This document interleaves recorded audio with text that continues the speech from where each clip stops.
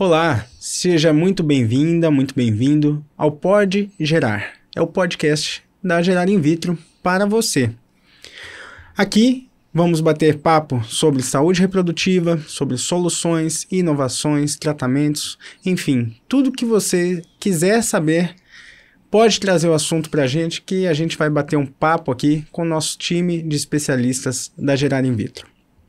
Gostaria de agradecer o apoio da Neutrofer Folato D, da EMS, um suplemento vitamínico essencial para quem está planejando engravidar e também gestantes até o final da gestação. Então, deixa eu me apresentar. Eu me chamo Bernardo Moura, sou embriologista, sou diretor dos laboratórios do Grupo Gerar In Vitro.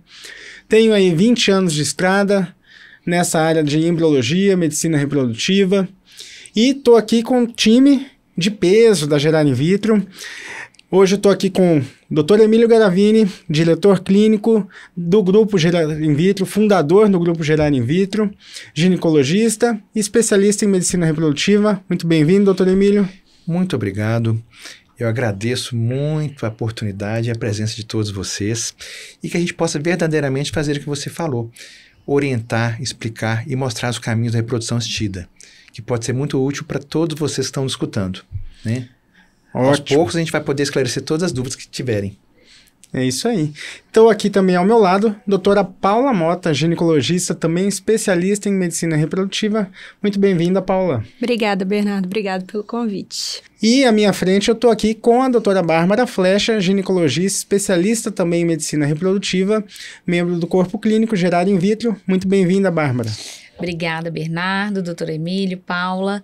Eu acho que esse momento vai ser muito importante para a gente discutir temas relevantes e levar informação de qualidade para as nossas pacientes, né? Com certeza. E trouxe um tema aqui, esse é o nosso primeiro episódio do podcast, né, do Pode Gerar. E para começar falando, né, vamos ter uma série de assuntos ao longo dos outros episódios, mas acho que é importante a gente começar falando, né, quando a gente fala de medicina reprodutiva, a gente tratar sobre infertilidade. Então, a gente tem que definir o que é a infertilidade. Vamos falar também sobre quando procurar uma ajuda para quem quer engravidar. Então, fiquem ligados aí no nosso episódio que a gente vai trazer todas essas informações hoje para vocês. E aí eu quero começar chamando o Dr. Emílio para responder para a gente. Dr. Emílio, o que é infertilidade? Bom, a infertilidade, o conceito clássico, seria aquele casal que tem relações sexuais frequentes por um ano e não conseguiu engravidar. Mas a gente considera esse conceito, a paciente, o casal, que a mulher tem até 35 anos. Se essa mulher tem mais de 35 anos, a gente reduz esse tempo de tentativa de gravidez para 6 meses. E é muito importante isso porque em fertilidade ou infertilidade, o tempo, a idade da mulher é primordial. E temos também aquela situação em que a mulher, por exemplo, já fez uma laqueadura, uma ligadura de trompas, então ela não precisa esperar 6 meses ou 1 ano para tentar engravidar. Ou o marido já fez uma vasectomia, de modo algum vão esperar 1 ano de tentativa de engravidar para poder dizer. E temos as situações extras, que assim, que o casal não é infértil, mas ele pode precisar da ajuda da medicina reprodutiva, abrangendo assim, expandindo esse conceito. Então, por exemplo, os casais homoafetivos femininos, os casais homoafetivos masculinos, eles não são originalmente inférteis, mas de uma forma natural não seria possível eles conseguirem uma gravidez. Temos também aqueles casais, aquelas mulheres que fizeram, por exemplo, um tratamento quimioterápico na juventude e muitas vezes tem uma menopausa precoce, uma menopausa química. E é muito assim, dá para expandir muito esse conceito. Uma paciente que já está no climatério, ela não vai esperar 6 meses ou 1 ano para tentar engravidar, se ela já não menstrua, se ela já tem uma dosagem hormonal alterada. Então, esse conceito pode ser expandido para esses assuntos, para esses temas específicos. O fato é que, simplificando, 1 ano de relações sexuais frequentes, sem conseguir engravidar, infertilidade com certeza. Você tem mais de 35 anos, está tentando engravidar, 1 ano de relações frequentes, infertilidade com certeza. E o que defina relações frequentes? Porque para alguns pode ser 1 a cada 3 meses, para outros pode ser 1 vez por mês, para outros pode ser mais vezes. O que seria relações frequentes? Um tema polêmico isso. Então, uma pergunta muito bacana, porque originalmente seria 2 a 3 relações sexuais por semana, foi um ato falho aqui. Então, 2 a 3 relações sexuais por semana, a gente considera que aquele casal tem relações frequentes.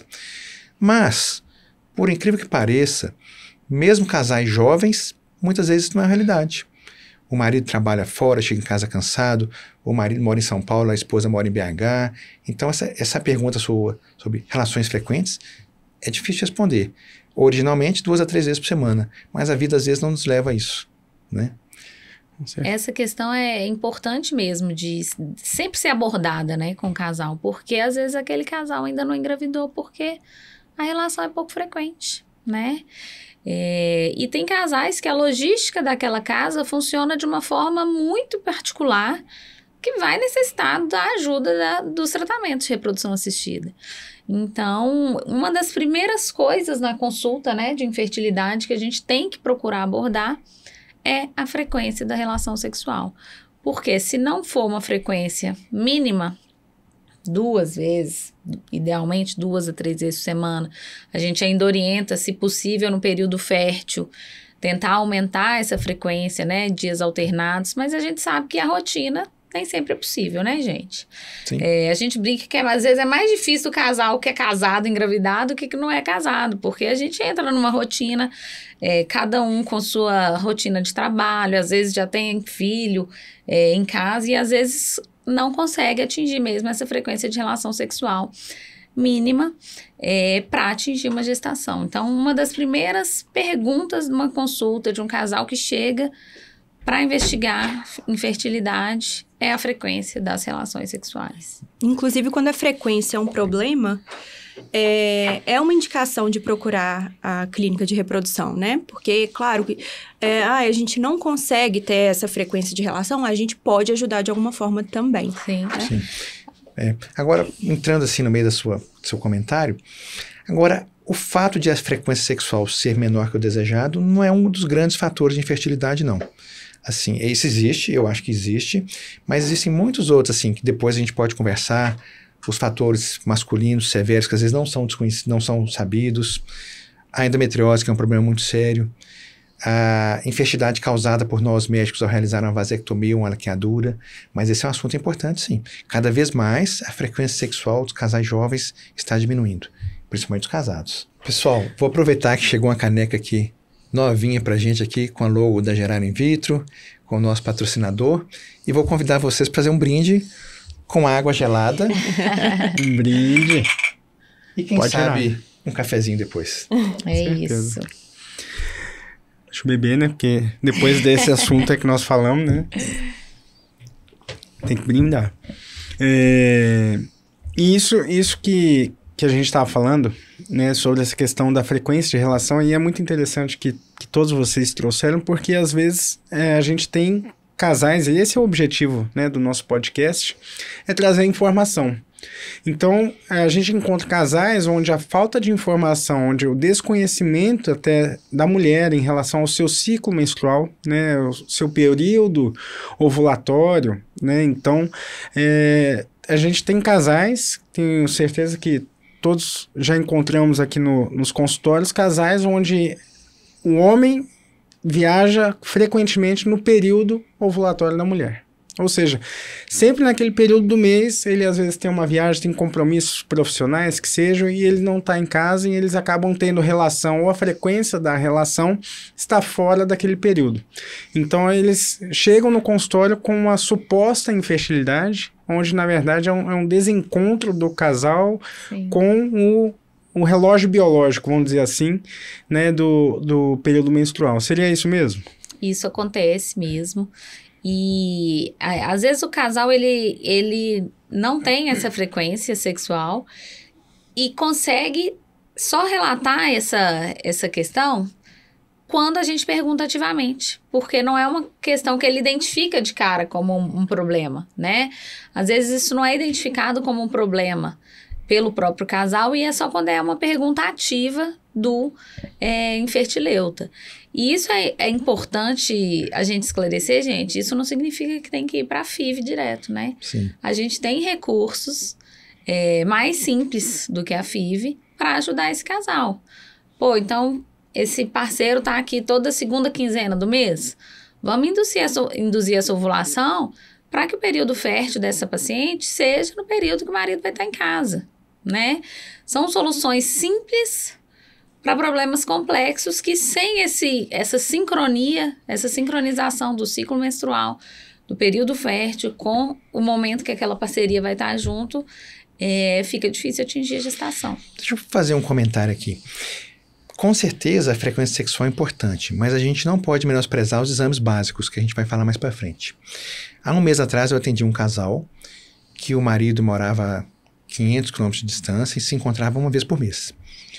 A esposa com 36 anos, muito ciente da reserva ovariana dela já limítrofe, e já veio para fazer uma fertilização por desencontro do casal. E eu resolvi fazer um espermograma, porque tem que ter assim, avaliação básica. Não é que ele tinha orgospermia, uma contagem muito baixa de espermatozoides, e que por si só já indicava uma fertilização. Então, assim, reprodução humana não é simples. Então, assim, o fato de ter uma frequência sexual menor é muito importante. Mas a gente sempre tem que fazer os exames básicos para todos e para todas.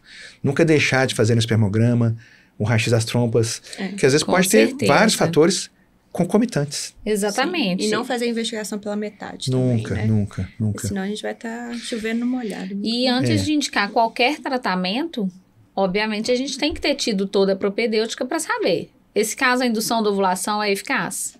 Sim ou não, né? Só vai ser se as tubas daquela paciente forem funcionantes, pelo menos uma, né? E se o espermograma tiver uma qualidade mínima, né? Sim. E eu queria aproveitar e perguntar para Paula. Paula, eu tenho a impressão que algumas pessoas possuem um certo preconceito, né, em falar sobre infertilidade, em falar que não está conseguindo engravidar, e a impressão que a gente tem que todo mundo sente que aquilo só acontece com eles, né, com aquele casal. Nossa, aí é incrível, né, os casais começam a tentar engravidar, vê todo mundo grávido em volta. Só eles que não conseguem engravidar, essa sensação que eles têm. Ou seja, é uma doença rara a infertilidade? De jeito nenhum. De jeito nenhum. Inclusive a OMS lançou agora, no ano passado eu acho, uma declaração que a população mundial está ficando mais infértil, né? Isso por vários fatores, mas por volta de 17% da população mundial pode ter infertilidade. E em questão assim desse preconceito, dessa vergonha, é muito comum chegar no consultório, porque eu acho que quando a pessoa já chega no nosso consultório, ela já passou por muita coisa, né? Por muitos anos de tentativa, às vezes não sabe, né? Ou tava com medo de procurar ajuda e foi ficando anos tentando. E com a cobrança externa também, né? Família, amigos, e aí, quando vai ter um neném? E às vezes muita gente não sabe o que aquele casal tá passando, então eles já chegam bem fragilizados e vêm já com esse preconceito que também é externo e com essa vergonha assim mesmo, que não é para ter, porque a infertilidade é uma doença igual uma depressão, diabetes, né? É um problema de saúde, então não precisa ter vergonha. E tem que procurar ajuda porque a gente sabe que a idade da mulher, quanto mais vai passando, mais os óvulos vão envelhecendo. E isso tem um impacto direto com a chance de dar certo. Então, não tenha vergonha. A gente atende, né, diariamente vários casais, você não está sozinho. E procura ajuda, sim, porque quanto antes você procurar, maior a chance de dar certo. Uma questão que a gente sempre percebe, assim, nos casais, e acaba que as mulheres sentem mais essa forma, e que eu estava discutindo com algumas pacientes, né, assim, nos últimos tempos, é que a gestação não é uma questão de meritocracia, né? Não é que você não está merecendo, que você não está engravidando. E aí as pacientes geralmente chegam com uma sensação de incapacidade, uma sensação de fracasso tão grande que torna aquela jornada muito mais dura, né? E não precisa ser assim. Obviamente, é um diagnóstico fácil, gente? Claro que não, né? A jornada do casal infértil, ela é uma jornada dura, né? Desde a investigação com os exames que não são simples, um desgaste emocional daquele casal, um desgaste físico. Então, assim, quando a gente põe uma carga emocional de uma sensação de fracasso em cima desse casal, principalmente em cima da mulher, fica muito mais difícil. Então, primeira coisa, gente, a infertilidade pode acontecer com qualquer um, né? E deixa eu pegar um gancho aqui. Infertilidade conjugal. Eu acho que é muito importante a gente falar que a infertilidade não é masculina ou feminina. Uma das causas, ou a causa, pode ser masculina ou feminina. Então, eu vejo muitas vezes que quando o fator é masculino, o homem fica muito acanhado. Às vezes ele chega na consulta, ele já chega cabisbaixo, triste. Às vezes, assim, ele marca até a consulta em nome dele e às vezes ele vem assim já derrotado. Então, não, de modo algum. Nós somos homens, a nossa fertilidade não tem nada a ver com masculinidade. É coisa diferente. Por outro lado, eu vejo também, eu atendo muitas pacientes, não sei porquê, as pacientes um pouco menos jovens, ou com mais de 40, ou com muito mais de 40, ou com próximo de 50, me procuram muito. E eu vejo que às vezes elas já se sentem um pouco envergonhadas porque não conseguiram engravidar, ou porque estão tentando engravidar naquele momento, se elas estão fazendo alguma coisa errada, né? Então, de modo algum. Então, eu acho que vergonha é uma palavra assim um pouco pesada, mas um desconforto intenso, vamos dizer assim. Eu inventei essa palavra aqui agora, né? E às vezes, em momentos da vida, o homem sente mais desconforto ou vergonha, ou a mulher, nesse caso que eu comentei, né? E uma outra coisa que, já que a gente está falando de vergonha, ou um sentimento, um desconforto, os casais homoafetivos não são inférteis, mas naturalmente eles têm dificuldade para engravidar. Então eu vejo que às vezes os casais homoafetivos às vezes se sentem um pouco desconfortáveis de falar, eu estou aqui para pedir ajuda, eu preciso de um tratamento. Apesar de que eu acho que com um pouquinho de conversa, no minuto a gente consegue destravar esse desconforto, né? E seguir em frente e chegar no nosso bebê, que é o que a gente sempre quer, né? Excelente. Então vamos mudar a vergonha para desconforto. Para desconforto, é verdade. E é muito importante isso, né? Então a gente tentar quebrar esse preconceito, né, de que infertilidade não tem relação com sexualidade, com, né, então, assim, que não precisa ter esse desconforto, né, esse medo de falar a respeito. É muito importante, então, realmente buscar ajuda o quanto antes você puder, porque a ajuda nada mais é do que a informação. Então, você tem informação de como chegar ao seu objetivo de uma forma mais rápida. Isso que vocês falaram também é muito importante, e isso tem a ver porque isso que a Bárbara falou. Ela já vem de uma sequência de nãos, né, que ela foi recebendo ao longo da vida, porque a cada mês uma nova tentativa.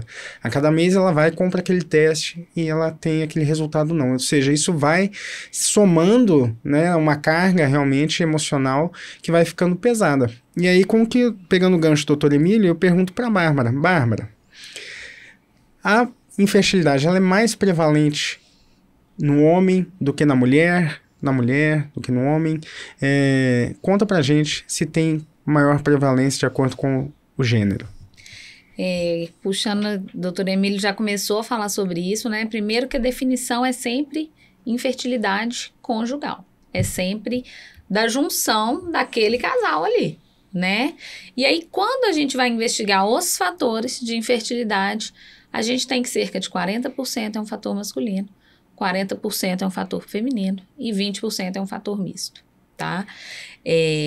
Essa definição de infertilidade conjugal é muito importante justamente para tirar o peso de um dos parceiros, porque senão fica difícil mesmo, né? Fica muito pesado. Então, a prevalência é a mesma. Mas na minha prática, eu vejo que acaba que a mulher sempre joga um pouco mais para si essa responsabilidade. Tá? E é uma das primeiras coisas que a gente desmistifica no consultório, né? Primeiro, tira essa culpa, isso acontece e não é com você, mulher, não é com você, homem. É com vocês que isso está acontecendo e nós vamos precisar desses dois, da mulher e do homem, juntos, engajados nesse tratamento para a gente obter o sucesso, né? Agora, você estava falando, eu estava pensando. E eu acho que, assim, de uma forma geral, realmente é 40 masculino, 40 feminino, 20 misto, ou um pouquinho que a gente não consegue definir o diagnóstico. Agora, talvez em algumas faixas etárias femininas mais avançadas, então depois de 43, o fator feminino, idade cronológica, idade biológica dos ovos, prepondera. E talvez em casais mais jovens seja isso.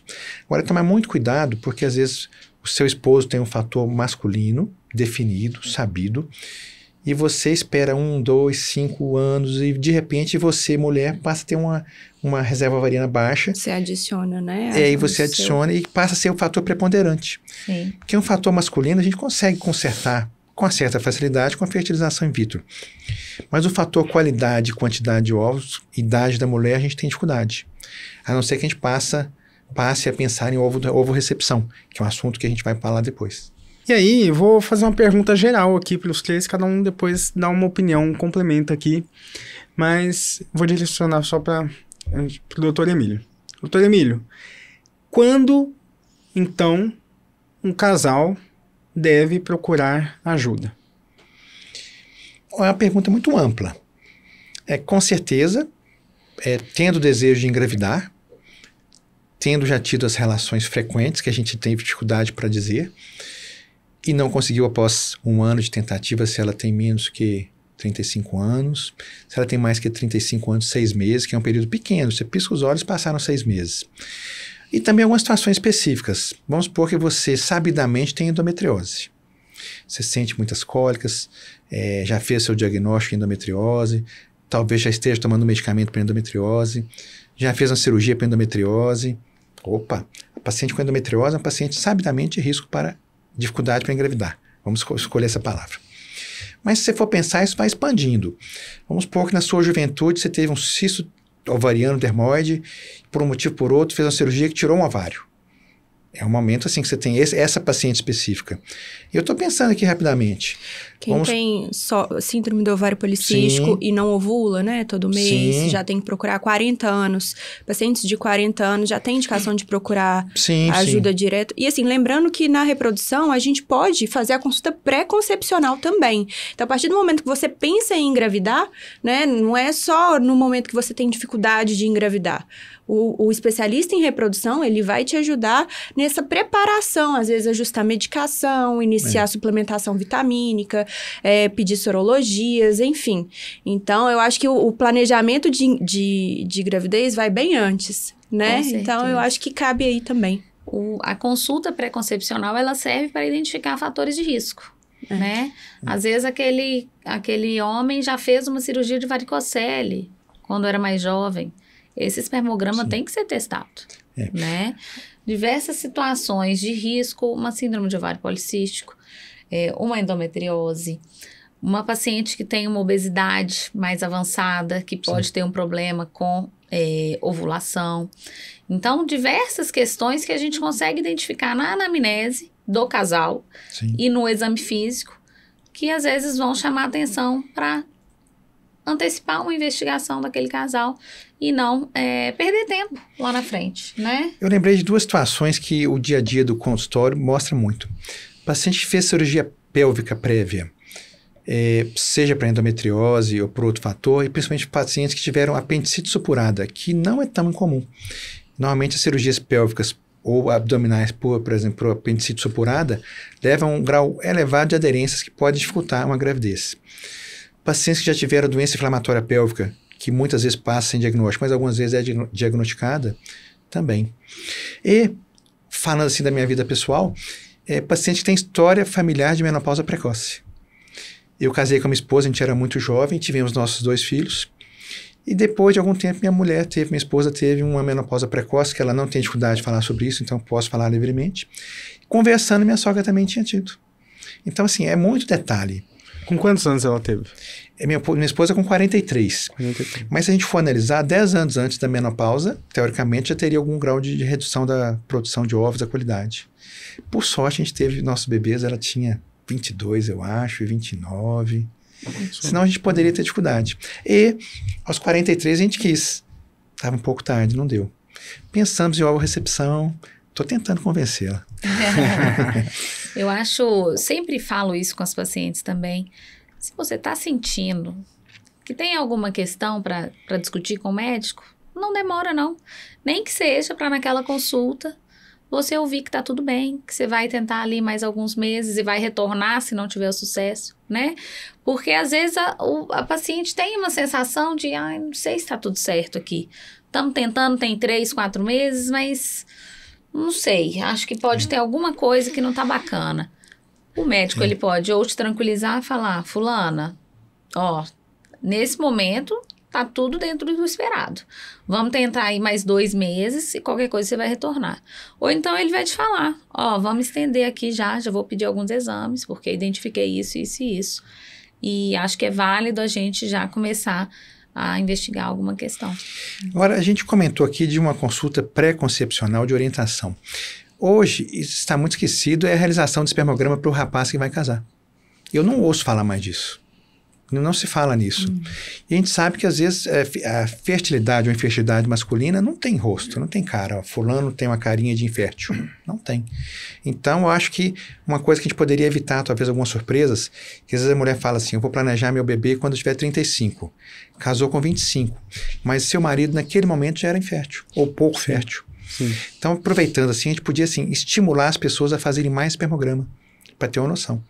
E não quer dizer que aquele casal, aquele marido vai ser obrigatoriamente infértil, mas ele vai cuidar da sua fertilidade, a sua esposa vai procurar não esperar tanto, né?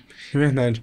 E assim, eu costumo falar, né, a gente vai em rodas de amigos, a gente vai batendo papo ali, as pessoas falam, mas o que eu tenho que fazer assim quando eu quero engravidar? Eu recomendo para as pessoas que ela tem que começar, quando ela pensa em engravidar, tem que ser no mínimo 3 meses antes. Por quê?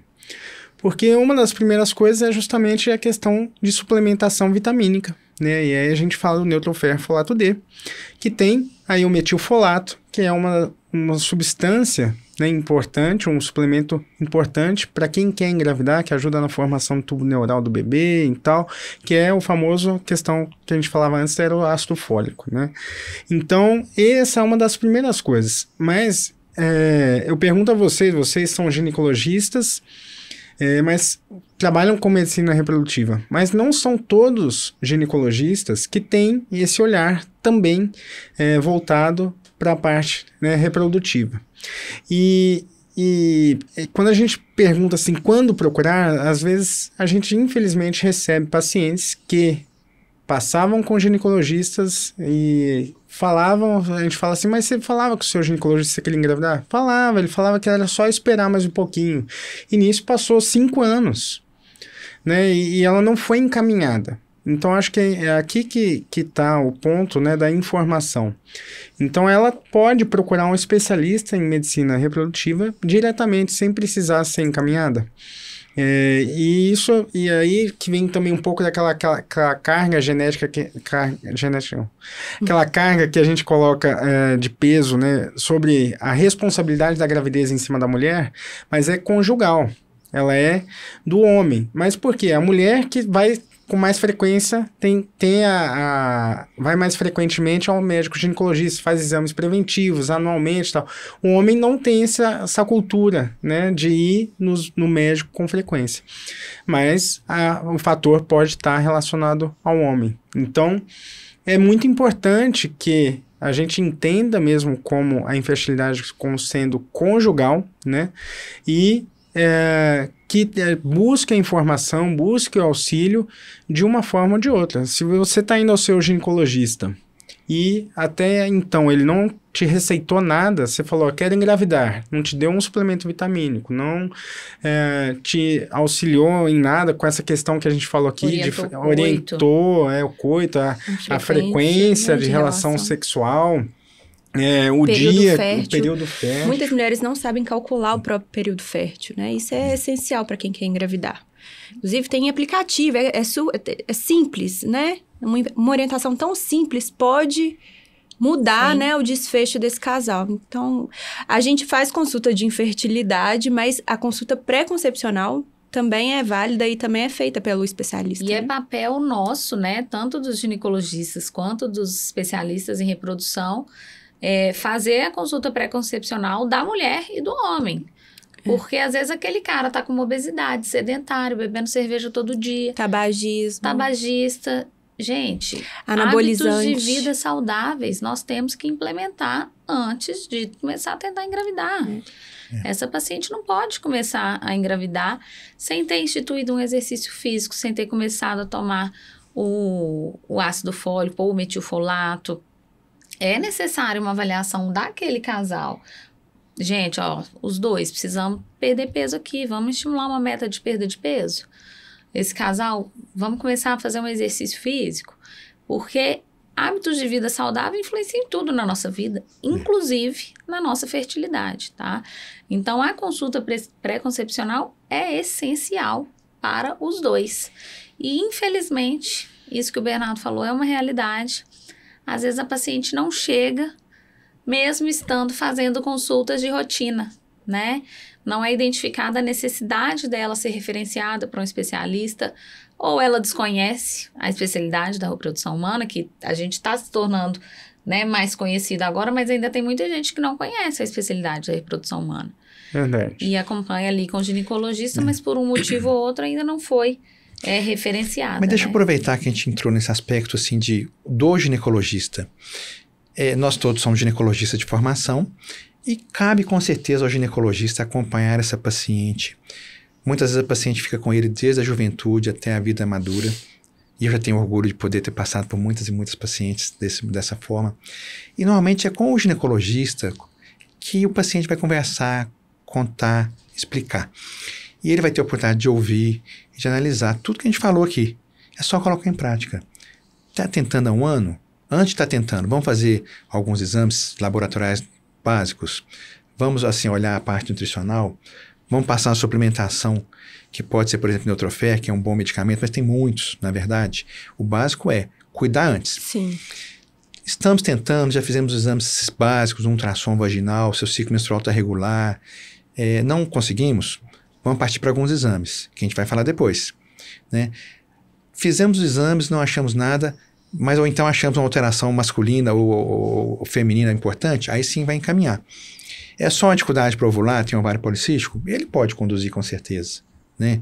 Às vezes uma prolactina está alta. Agora o ginecologista, ele tá assim, o número de médicos ginecologistas é extremamente maior que o número de médicos especialistas em reprodução humana. Então muitos dos casais podem ser avaliados e conduzidos pelo ginecologista com o conhecimento que quase todos têm e boa vontade, né? Agora, assim, então, assim, é uma coisa que eu acho que, assim, a educação médica continuada vai, com o tempo, levantar a importância e lembrar os colegas de poderem fazer isso que eu falei. Uma consulta pré-concepcional bem feita, os exames básicos bem feitos, diagnosticou a infertilidade, tentar descobrir qual a causa. Se for uma causa possível de ser tratada pelo ginecologista, ele pode conduzir. Não conseguiu, mas colocar um prazo. Assim, olha, eu te induzi a ovulação 6 meses fazendo um bom controle, não consegui, agora vamos pedir ajuda. Uma outra questão que é papel de nós ginecologistas também e que está entrando, a gente não pode deixar passar agora, é sobre o planejamento reprodutivo. A gente tem que perguntar para a nossa paciente, já pensou em ser mãe? Já pensou em engravidar? Já tem uma parceria? Porque tudo isso faz parte do cuidado daquela mulher. O ginecologista é o médico da saúde da mulher. Então, geralmente, ele acompanha desde a adolescência ali, os primeiros anticoncepcionais que precisou passar. Mas aquela paciente está ali com 30 e poucos anos, às vezes está sem parceria, ou às vezes terminou um relacionamento recente, ou às vezes é casada e não tem planejamento, porque o ginecologista sabe de tudo isso. A gente sabe de tudo isso da vida da paciente, né? Fulana, já pensou em gestação? Sim, não? Vamos avaliar talvez aqui um congelamento de óvulos, porque a idade é um fator de infertilidade, né? Então, isso também é um papel do ginecologista e a gente tem falado muito sobre isso, que é o novo mindset do ginecologista, né, Paula? Responsabilidade, é o papel do ginecologista. Falar planejamento reprodutivo não é só anticoncepcional. Né? Exatamente. Foi há décadas atrás, hoje não. A gente é tão ensinado a prevenir gestações e às vezes quando a gente precisa ensinar um outro lado, né, dessa vertente, às vezes a gente ainda não está tão ligado nessa questão, mas que agora não tem jeito. Às vezes a demanda vem da paciente e aí que o ginecologista tem que se virar. Lembra de falar. Mas tem que entrar na rotina, né? A gente é que tem que trazer isso para o paciente. Mas eu acho que a gente vai viver para ver. Com certeza. Eu Em acho breve. que a gente já está vendo essa mudança de paradigma, né? Assim, e eu falo com as pacientes, sempre que eu discuto isso, eu falo, nós estamos discutindo isso aqui, não é para você tomar nenhuma decisão agora, não.